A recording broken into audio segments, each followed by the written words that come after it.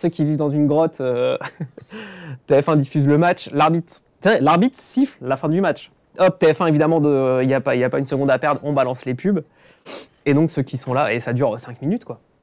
La page de pub est très longue. Et pendant ce temps-là, l'arbitre se fait appeler par ses assistants vidéo. Ils disent pop, pop, pop, viens voir le but. Et donc, ils reprennent l'antenne 5 minutes plus tard en disant désolé, en fait, ça fait 1-0 pour la Tunisie. Le but de Griezmann est annulé. Donc, magnifique fail.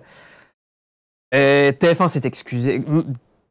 Marc Goton, déjà en direct, quand ils reprennent l'antenne, en fait, Denis Bronner lui rend l'antenne, lui redonne la parole et il dit désolé, c'est vrai, on vous a privé de ces émotions-là et en gros, il le dit pas comme ça, mais c'est impardonnable. Il dit que ça se reproduira pas. Oui, mais bon, c'est voilà, la course à la pub. Et après, TF1 dans le mag est quand même revenu assez en longueur là-dessus et a remontré la séquence en disant regardez, l'arbitre valide le but, le coup d'envoi par... Le but, déjà, on peut le resituer, c'est un centre de Dembélé, il me semble.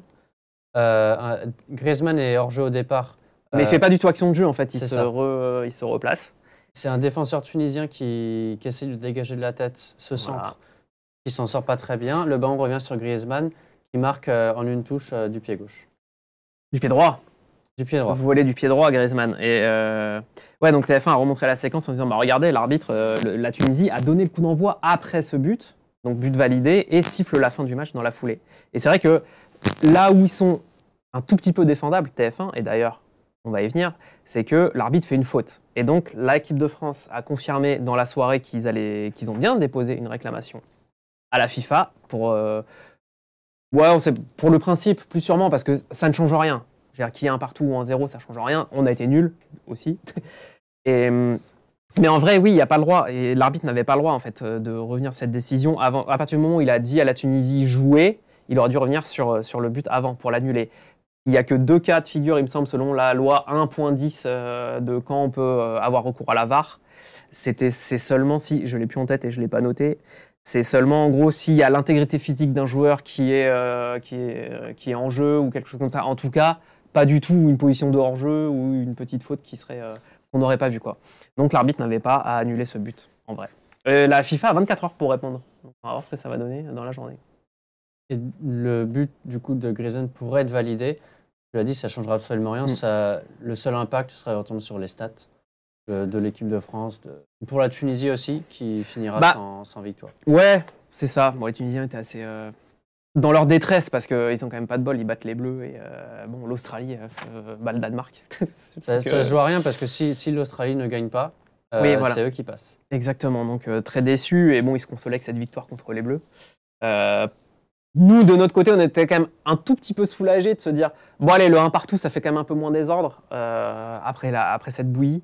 Et en même temps, avec un peu de recul, tu as envie de te dire non mais c'est bon, autant qu'on l'ait perdu ce match.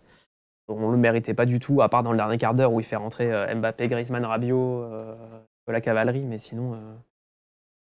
Dans le chat, on nous dit la réclamation, c'est pas très beau, scandaleux, nous dit Stephman. Tu peux te dire oui, de toute façon, vous ne l'avez pas mérité, laisser cette victoire à la Tunisie, ça ne change rien. Après, c'est juste... l'arbitre, il fait une vraie faute pour le coup. Alors oui, est-ce que tu laisses couler ou ils ont choisi de le faire. C'est peut-être pas allé jusqu'à Claude Leroy, je crois hier sur le plateau de l'équipe. Il dit faut pas faire ça les gars. Si le résultat change, merci en Tunisie, ça va quand même gueuler très fort et c'est pas très cool. Bon. En tout cas, ce gros fail, c'était peut-être un mal pour un bien, en tout cas au niveau des audiences. Que TF1 a quand même communiqué ce matin, comme ils le font habituellement, sur les audiences de la veille. Et le MAG a quand même fait son meilleur score d'audience depuis le début du tournoi, avec plus de 5 millions de téléspectateurs. C'était prévu, en fait. Tout était prémédité. Et le match fait un carton aussi en lui-même, je crois. Plus de 60% de part d'audience. Ouais, ils font 8,8 millions. Alors, c'est beaucoup moins que pour France-Australie. Il y avait eu 12 millions et demi. Et France-Danemark, c'était 11 millions et demi. Mais ce n'était pas le même jour, ni le même horaire de diffusion. Donc, pour un jour de semaine à 16h, c'est plutôt un bon score a priori.